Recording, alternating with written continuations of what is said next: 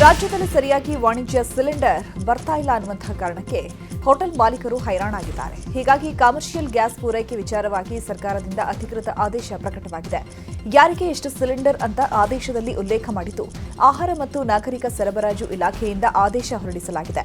ಶಿಕ್ಷಣ ಸಂಸ್ಥೆಗಳು, ಹಾಸ್ಟೆಲ್, ಆಸ್ಪತ್ರೆಗಳಿಗೆ ಪ್ರತಿನಿತ್ಯ 1200 ವಾಣಿಜ್ಯ ಸಿಲಿಂಡರ್, ಬಸ್ ನಿಲ್ದಾಣ, ರೈಲು ನಿಲ್ದಾಣ, canteen, Indira canteen, KMF airport ಕ್ಯಾಂಟೀನ್ಗಳಿಗೆ 1200 ವಾಣಿಜ್ಯ ಸಿಲಿಂಡರ್ ಹಾಗೂ ಹೋಟೆಲ್, ಡಾಬಾ, ರೆಸ್ಟೋರೆಂಟ್ಗಳಿಗೆ 1000 ಸಿಲಿಂಡರ್ ನೀಡಲು ಆದೇಶ ಹೊರಡಿಸಲಾಗಿದೆ.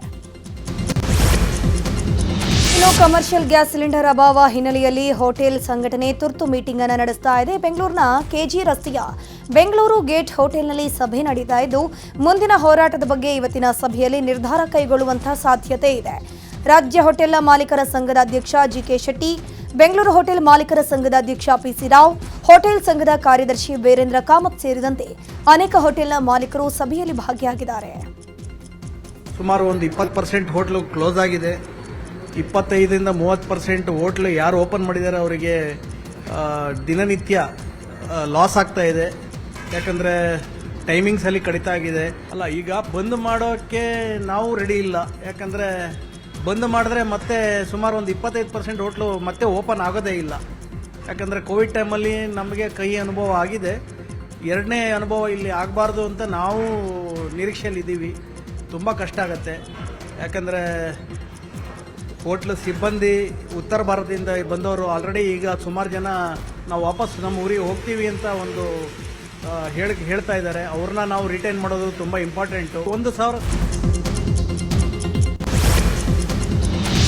ರಾಜ್ಯದಲ್ಲಿ ಹೋಟೆಲ್ ಉದ್ಯಮಕ್ಕೆ ಮರ್ಮಾಘಾತ ಉಂಟಾಗಿದೆ. ಇದೇ ರೀತಿ ಗ್ಯಾಸ್ ಅಭಾವ ಮುಂದುವರೆದರೆ 100 ಕೋಟಿ ರೂಪಾಯಿ ನಷ್ಟದ ಭೀತಿ ಉಂಟಾಗಿದೆ. ರಾಜ್ಯದ ಹೋಟೆಲ್ಗಳಿಗೆ ನಿತ್ಯ 36,000 ಸಿಲಿಂಡರ್ ಅಗತ್ಯವಿದೆ. ಬೆಂಗಳೂರಿನಲ್ಲಿ ಸುಮಾರು 45,000 ಹೋಟೆಲ್ಗಳಿವೆ. ಆದರೆ ನಿತ್ಯ ಕೇವಲ 1,000 ಸಿಲಿಂಡರ್ ಮಾತ್ರ ಪೂರೈಕೆಯಾಗ್ತಿದ್ದು, ಕೋಟಿ ನಷ್ಟದ ಆತಂಕ ಎದುರಾಗಿದೆ. ಸಂಪೂರ್ಣ ಮಾಹಿತಿ ಇನ್ನು ಬರಬೇಕಷ್ಟೇ. ಬಹಳಷ್ಟು ಮೀಟಿಂಗ್ಗಳು, ಬ್ಯಾಂಕ್ವೆಟ್ಸ್ ಹಾಲ್, ಫಂಕ್ಷನ್ಗಳು ಕ್ಯಾನ್ಸಲ್ ಆಗಿದೆ ಹಾಗೂ ಅವರಿಗೂ ಸರಿಯಾಗಿ ಉಣಬಡಿಸಲಿಕ್ಕೆ ಆಗ್ತಾ ಇಲ್ಲ. ಇದು ಮುಂದಿನ ರೀತಿ ಇದೇ ರೀತಿ ಮುಂದುವರೆದರೆ ನಮಗೆ 100 ಕೋಟಿಗಿಂತಲೂ ಹೆಚ್ಚಿಗೆ ನಷ್ಟ ಆಗಬಹುದು. ಇದೇ ರೀತಿ ಮುಂದುವರೆದರೆ ಈಗಾಗಲೇ ಟೂರಿಸಂನಲ್ಲೂ ಬಹಳಷ್ಟು ಕಡಿತವಾಗಿದೆ. ಬಹಳಷ್ಟು ಫಾರಿನ್ ಟೂರಿಸ್ಟ್ನವರು ಬರ್ತಾ ಇಲ್ಲ.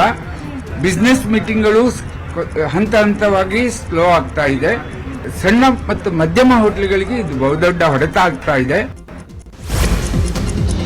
ಕಮರ್ಷಿಯಲ್ ಗ್ಯಾಸ್ ಅಭಾವ ಹಿನ್ನೆಲೆ ತುಮಕೂರಿನಲ್ಲಿರುವಂತಹ 6 ಇಂದಿರಾ ಕ್ಯಾಂಟೀನ್ನಲ್ಲಿ ಸೌದೆ ಒಲೆ ಅಡುಗೆ ಮಾಡಲಾಗ್ತಾ ಇದೆ. ಸೌದೆ ಒಲೆಯಲ್ಲಿ ಅಡುಗೆ ಮಾಡ್ತಾ ಇರೋದ್ರಿಂದ ಊಟದ ಮೆನುವನ್ನು ಕಡಿತಗೊಳಿಸಲಾಗಿದ್ದು, ಬೆಳಗ್ಗೆ ರೈಸ್ ಬಾತ್, ಮಧ್ಯಾಹ್ನ ಅನ್ನ ಸಾಂಬಾರ್ ಮಾತ್ರ ಪೂರೈಕೆ ಮಾಡಲಾಗ್ತಿದೆ. ಗ್ಯಾಸ್ ಇಲ್ಲದೆ ಸೌದೆ ಒಲೆಯಲ್ಲಿ ಅಡುಗೆ ಮಾಡೋದು ಬಹಳ ಕಷ್ಟವಾಗ್ತಿದೆ. ಶೀಘ್ರದಲ್ಲೇ ಸರ್ಕಾರ ಈ ಸಮಸ್ಯೆಯನ್ನು ಬಗೆಹರಿಸಬೇಕು ಅಂತ ಇಂದಿರಾ ಕ್ಯಾಂಟೀನ್ ಸಿಬ್ಬಂದಿ ಮನವಿಯನ್ನು ಮಾಡಿಕೊಂಡ್ರು. ಮಂಡ್ಯದಲ್ಲಿ ದಿನೇ ದಿನೇ ಗ್ಯಾಸ್ ಸಮಸ್ಯೆ ಉಲ್ಬಣವಾಗ್ತಾ ಇದೆ. ಇಂದಿರಾ ಕ್ಯಾಂಟೀನ್ಗೂ ಎಲ್ಪಿಜಿ ಗ್ಯಾಸ್ ಬಿಸಿ ತಟ್ಟಿದೆ. ಗ್ಯಾಸ್ ಸಿಲಿಂಡರ್ ಸಿಗದೆ ನಾಗಮಂಗಲ ಪಟ್ಟಣದ ಸರ್ಕಾರಿ ಆಸ್ಪತ್ರೆಯ ಬಳಿ ಇರುವ ಇಂದಿರಾ ಕ್ಯಾಂಟೀನ್ ಸಿಬ್ಬಂದಿ ಒಲೆಯಲ್ಲಿ ಅಡುಗೆ ಮಾಡಿದ್ದಾರೆ.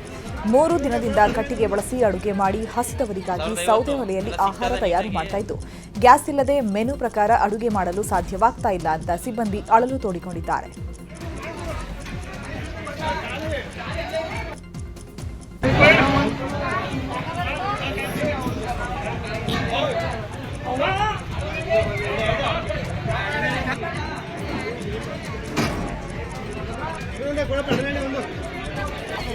$1,050 ಎಲ್ಲ ಸಿಗ್ತದ ನೀಟಾಗಿ?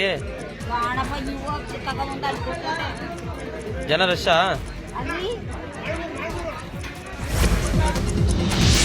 ಸರ್ಕಾರಿ ಶಾಲೆಯ ಬಿಸಿಯೂಟಕ್ಕೂ ಗ್ಯಾಸ್ ಬಿಸಿ ತಟ್ಟಿದೆ. ಗ್ಯಾಸ್ ಸಿಲಿಂಡರ್ ಸರಬರಾಜಿಲ್ಲದೆ ಬಿಸಿಯೂಟ ತಯಾರು ಮಾಡೋಕೆ ಸಂಕಷ್ಟ ಉಂಟಾಗಿದೆ.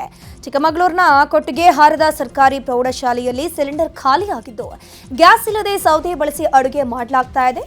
ಜಿಲ್ಲಾಧಿಕಾರಿಗಳ ನಿರ್ದೇಶನವನ್ನು ಲೆಕ್ಕಿಸದೆ ಗ್ಯಾಸ್ ಏಜೆನ್ಸಿಯ ನಿರ್ಲಕ್ಷ್ಯ ವಹಿಸಿದೆ ಅಂತ ಶಾಲಾ ಆಡಳಿತ ಆರೋಪಿಸಿದೆ. ಚಾಮರಾಜನಗರದ ಬಿಳಿಗಿರಿ ರಂಗನಬೆಟ್ಟದಲ್ಲಿ ನಿನ್ನೆ ಗ್ಯಾಸ್ ಸಮಸ್ಯೆಯಿಂದ ದಾಸೋಹ ಸ್ಥಗಿತಗೊಂಡಿತ್ತು. ಇನ್ನು ದೇಗುಲದ ಸಮಸ್ಯೆಗೆ ಗ್ಯಾಸ್ ಏಜೆನ್ಸಿಗಳು ಸ್ಪಂದಿಸಿದೆ. ದೇವಾಲಯಕ್ಕೆ ಅಗತ್ಯವಿರುವಂತಹ ಗ್ಯಾಸ್ ಸಿಲಿಂಡರ್ ಪೂರೈಕೆ ಮಾಡಲಾಗಿದೆ. ಇನ್ನು ಗ್ಯಾಸ್ ಸಿಲಿಂಡರ್ ಪೂರೈಕೆಯಾದ ಹಿನ್ನೆಲೆ ಇಂದಿನಿಂದ ದಾಸೋಹ ಮತ್ತೆ ಆರಂಭ ಮಾಡಲಾಗಿದೆ. ಇನ್ನು ಚಾಮರಾಜನಗರ ಜಿಲ್ಲೆಯಲ್ಲಿ ಗೃಹ ಬಳಕೆ ಅನಿಲ ಸಿಲಿಂಡರ್ಗೆ ಕೊರತೆ ಇಲ್ಲ. ಗ್ರಾಹಕರು ಗಾಬರಿಗೊಳ್ಳಬೇಡಿ ಅಂತ ಜಿಲ್ಲಾಧಿಕಾರಿ ಶ್ರೀರೂಪ ಮಾಹಿತಿ ಕೊಟ್ಟಿದ್ದಾರೆ. ವಾಣಿಜ್ಯ ಬಳಕೆ ಸಿಲಿಂಡರ್ಗೆ ಸ್ವಲ್ಪ ತೊಂದರೆ ಇದೆ. ಏಜೆನ್ಸಿಗಳಿಗೆ ವಾಣಿಜ್ಯ ಬಳಕೆ ಸಿಲಿಂಡರ್ ಸರಬರಾಜು ಆಗ್ತಿಲ್ಲ ಅಂತ ಹೇಳಿದರು. ಡೊಮೆಸ್ಟಿಕ್ಕಿಗೆ ಈಗ ಸಪ್ಲೈ ಕೂಡ ಎಲ್ಲೂ ಕಮ್ಮಿ ಆಗಿಲ್ಲ. ಅವ್ರು ಎಷ್ಟು ಇಂಡೆಂಟ್ ಆಗ್ತಾ ಇದ್ದಾರೆ ಅಷ್ಟು ಸಪ್ಲೈ ಆಗ್ತಾ ಇದೆ. ಒನ್ಲಿ ವಿತ್ ಕನ್ಸರ್ನ್ ವಿತ್ ಇದು ಕಮರ್ಷಿಯಲಿಗೆ ಸ್ವಲ್ಪ ತೊಂದರೆ ಆಗ್ತಾ ಇದೆ ಅಂತ ಹೇಳಿ, ಅಂದರೆ ಕಮರ್ಷಿಯಲ್ ಅವರಿಗೆ ಬುಕ್ಕಿಂಗ್ ಸಿಗ್ತಾ ಇಲ್ಲ, ಅಂದರೆ ಅವರಿಗೂ ಸಪ್ಲೈ ಆಗ್ತಾ ಇಲ್ಲ ಇನ್ವಾಯ್ಸ್ ರೈಸ್ ಮಾಡಿದರೆ. ಡೊಮೆಸ್ಟಿಕ್ ಏನು ತೊಂದರೆ ಇಲ್ಲ, ಇಟ್ ಈಸ್ ಗೋಯಿಂಗ್ ಆನ್. ಡೊಮೆಸ್ಟಿಕ್ಕಿಗೆ ಈಗ ಸಪ್ಲೈ ಕೂಡ ಎಲ್ಲೂ ಕಮ್ಮಿ ಆಗಿಲ್ಲ. ಅವ್ರು ಎಷ್ಟು ಇಂಡೆಂಟ್ ಆಗ್ತಾ ಇದ್ದಾರೆ ಅಷ್ಟು ಸಪ್ಲೈ ಆಗ್ತಾ ಇದೆ. ಒನ್ಲಿ ವಿತ್ ಕನ್ಸರ್ನ್ ವಿತ್ ಇದು ಕಮರ್ಷಿಯಲಿಗೆ ಸ್ವಲ್ಪ ತೊಂದರೆ ಆಗ್ತಾ ಇದೆ ಅಂತ ಹೇಳಿ, ಅಂದರೆ ಕಮರ್ಷಿಯಲ್ ಅವರಿಗೆ ಬುಕ್ಕಿಂಗ್ ಸಿಗ್ತಾ ಇಲ್ಲ, ಅಂದರೆ ಅವರಿಗೂ ಸಪ್ಲೈ ಆಗ್ತಾ ಇಲ್ಲ ಇನ್ವಾಯ್ಸ್ ರೈಸ್ ಮಾಡಿದರೆ. ಡೊಮೆಸ್ಟಿಕ್ ಏನು ತೊಂದರೆ ಇಲ್ಲ, it is going on. Gas cylinder ಅಭಾವ ಹಿನ್ನೆಲೆ ಕೇಂದ್ರ ಸರ್ಕಾರದ ವಿರುದ್ಧ ಕಾಂಗ್ರೆಸ್ ಪ್ರತಿಭಟನೆ ನಡೆಸಿದೆ. ಚಿಕ್ಕಮಗಳೂರು ನಗರದ ಆಜಾದ್ ಪಾರ್ಕ್ ವೃತ್ತದಲ್ಲಿ ಸೌದೆ ಒಲೆಯಲ್ಲಿ ಹಾಲು ಕಾಯಿಸಿ ಕೇಂದ್ರದ ವಿರುದ್ಧ ಪ್ರತಿಭಟನಾಕಾರರು ಆಕ್ರೋಶವನ್ನು ವ್ಯಕ್ತಪಡಿಸಿದರು. ನರೇಂದ್ರ ಮೋದಿ ಸರ್ಕಾರಕ್ಕೆ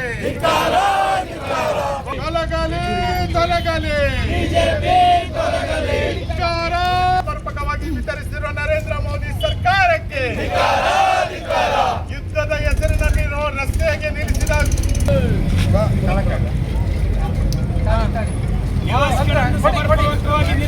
ಕೇಂದ್ರ ಸರ್ಕಾರಕ್ಕೆ ಹೇಳಿ ಧಿಕ್ಕಾರ. ಸಮರ್ಪಕವಾಗಿ ನಿಲ್ಲಿಸಿದ ಕೇಂದ್ರ ಸರ್ಕಾರಕ್ಕೆ ಹೇಳಿ. ಇನ್ನು ರಾಮನಗರದಲ್ಲೂ ಕೂಡ ಗ್ಯಾಸ್ ಅಭಾವ ಖಂಡಿಸಿ ಕೇಂದ್ರ ಸರ್ಕಾರದ ವಿರುದ್ಧ ಜಿಲ್ಲಾ ಮಹಿಳಾ ಕಾಂಗ್ರೆಸ್ ಘಟಕದಿಂದ ಪ್ರತಿಭಟನೆ ನಡೆಸಲಾಗಿದೆ.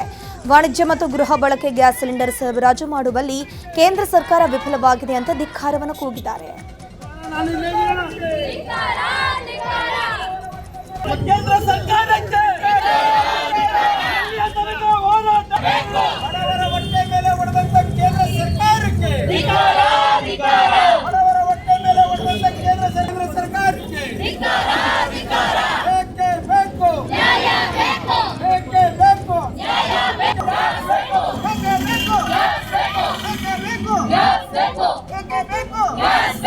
ಕೇಂದ್ರ ಸರ್ಕಾರದ ಮೋದಿ ಸರ್ಕಾರಕ್ಕೆ.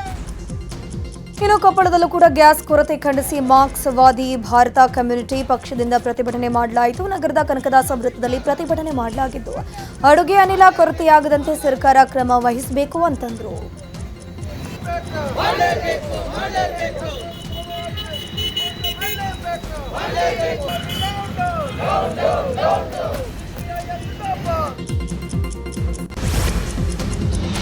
ಎಲ್ಪಿಜಿ ಸಿಲಿಂಡರ್ ದರ ಏರಿಕೆ ಖಂಡಿಸಿ ಕೇಂದ್ರ ಸರ್ಕಾರದ ವಿರುದ್ಧ ಆಟೋ ಚಾಲಕರು ಮಾಲಿಕರು ಪ್ರತಿಭಟನೆ ನಡೆಸಿದ್ದಾರೆ. ಹಾವೇರಿ ಜಿಲ್ಲೆಯ ರಾಣೆಬೆನ್ನೂರು ನಗರದಲ್ಲಿ ವಿವಿಧ ಸಂಘಟನೆಗಳು ಪ್ರೊಟೆಸ್ಟ್ ಮಾಡಿದ್ದು ಕೂಡಲೇ ಸಿಲಿಂಡರ್ ದರವನ್ನು ಇಳಿಕೆ ಮಾಡಬೇಕು ಅಂತ ಒತ್ತಾಯಿಸಿದ್ದಾರೆ. ಅಲ್ಲದೆ ಎಲ್ಪಿಜಿ ಕೊರತೆಯಿಂದ ಬಂಕ್ಗಳು ವಸೂಲಿಗಿಳಿದಿವೆ. ಒಂದೊಂದು ಬಂಕ್ನಲ್ಲಿ ಒಂದೊಂದು ರೇಟ್ ಪಡಿತಾರೆ ಅಂತ ಆಕ್ರೋಶವನ್ನು ವ್ಯಕ್ತಪಡಿಸಿದ್ದಾರೆ. ಎಲ್ಪಿಜಿ ದರ ಏರಿಕೆ ಖಂಡಿಸಿ ಸರ್ಕಾರಕ್ಕೆ, ಎಲ್ಪಿಜಿ ದರ ಏರಿಕೆ ಖಂಡಿಸಿ ಸರ್ಕಾರಕ್ಕೆ, ಎಲ್ಪಿಜಿ ದರ ಏರಿಕೆ ಖಂಡಿಸಿ ಸರ್ಕಾರಕ್ಕೆ.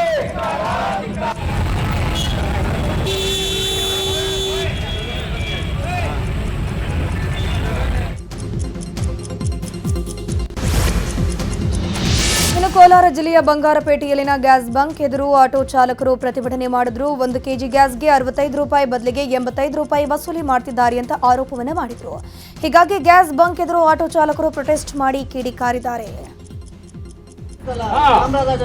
ಅದನ್ನ ಹೇಳ್ತಾರೆ ಈ ಬಂಕ್ ಎಷ್ಟು ಕಸ್ಟಮರ್ ಬರ್ತಾರ, ಅವ್ರ ಮ್ಯಾನೇಜರ್ ಆಗ್ಲಿ ಅವ್ರ ಇವ್ರಾಗ್ಲಿ ಬರ್ಲಿ, ಹಳೆ ಮ್ಯಾನೇಜರ್ ಸತ್ತೋಗವನೆ. ಇಷ್ಟ ದಿವಸ ಯಾವ ಒಂದ್ ಕೆಲಸ ಮಾಡಿದ್ರೆ ಅವ್ನ ಕ್ಯಾಮ್ರಾ ಓಪನ್ ಮಾಡ್ಲಿ, ಬಂಕಲ್ಲಿ ಎಷ್ಟು ಗಾಡಿ ಓಡಾಡ್ತಾ ಇದ್ವು ಅಂತ ತೆಗಿಲಿ. ಇವಾಗ ಕಷ್ಟ ಸುಖಗಳಿಗೆ ಬಂಗಾರಪೇಟೆ ತಾಲೂಕಿನಲ್ಲಿ ಗಾಡಿಗಳಿರೋದ್ರಿಂದ ಈಗ ನೆನ್ನೆ ಅಲ್ಲಿ ಅವರು 70 ರೂಪಾಯಿ ಅಂತ ಹೇಳಿದ್ರು. ನಾವು ಯಾವುದೇ ಕಾರಣಕ್ಕೂ ಒಪ್ಲಿಲ್ಲ, ಯಾವುದೇ ಡ್ರೈವರ್ಗಳು ಹಾಕಕ್ಕೆ ಅನುಮತಿ ಕೊಡ್ಲಿಲ್ಲ.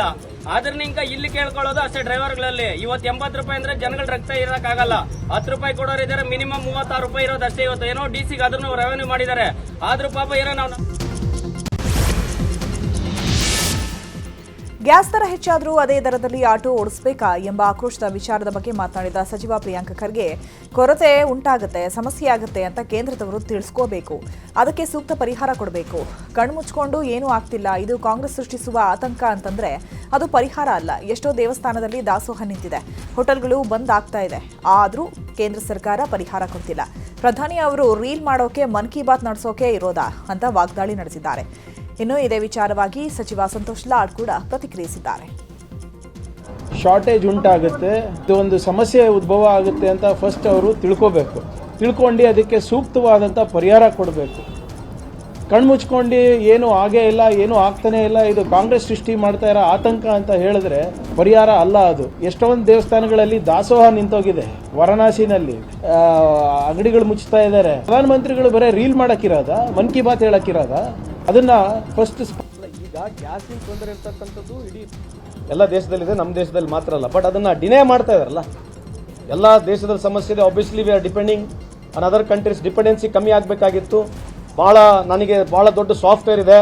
ನಾನು ದೇವ್ರು ಕೊಟ್ಟಿರ್ತಕ್ಕಂಥ ಸಾಫ್ಟ್ವೇರ್ ಯಾವುದು ಸಣ್ಣ ಸಾಫ್ಟ್ವೇರ್ ಕೊಟ್ಟಿಲ್ಲ, ನನಗೆಲ್ಲ ಭಾಳ ದೊಡ್ಡ ಸಾಫ್ಟ್ವೇರ್ ಕೊಟ್ಟಿರ್ತಕ್ಕಂಥ ಹೇಳಿರ್ತಕ್ಕಂಥ ಮೋದಿ ಸಾಹೇಬರು. ಈಗ ಮಧ್ಯಪ್ರಾಚ್ಯದಲ್ಲಿನ ಯುದ್ಧದಿಂದಾಗಿ ಭಾರತದಲ್ಲಿ ಉಂಟಾಗಿರುವ ತೈಲ ಸಮಸ್ಯೆ ಕುರಿತು ರಾಜ್ಯಸಭೆಯಲ್ಲಿ ಮಲ್ಲಿಕಾರ್ಜುನ ಖರ್ಗೆ ಪ್ರಸ್ತಾಪವನ್ನ ಮಾಡಿದರು. ದೇಶದಾದ್ಯಂತ ಎಲ್ಪಿಜಿ ಗ್ಯಾಸ್ ಪೂರೈಕೆ ವ್ಯತ್ಯಯ ಆಗ್ತಾ ಇದೆ. ಇದರಿಂದಾಗಿ ಮಧ್ಯಮ ವರ್ಗದ ಜನರು ಸಾಕಷ್ಟು ಕಷ್ಟಪಡ್ತಾ ಇದ್ದಾರೆ. ಗ್ಯಾಸ್ ಸಿಗದೆ ಹಲವೆಡೆ ಹೋಟೆಲ್ಗಳು ಬಂದ್ ಆಗಿದೆ. ಆದರೆ ಸರ್ಕಾರದ ಪೆಟ್ರೋಲಿಯಂ ಸಚಿವರು ಗ್ಯಾಸ್ ಸಮಸ್ಯೆ ಇಲ್ಲ ಅಂತ ಹೇಳ್ತಿದ್ದಾರೆ. ಆದರೆ ವಾಸ್ತವವಾಗಿ ದೇಶದಾದ್ಯಂತ ಗ್ಯಾಸ್ ಸಮಸ್ಯೆ ಮತ್ತಷ್ಟು ಹೆಚ್ಚಳವಾಗಿದೆ ಅಂತಂದ್ರು.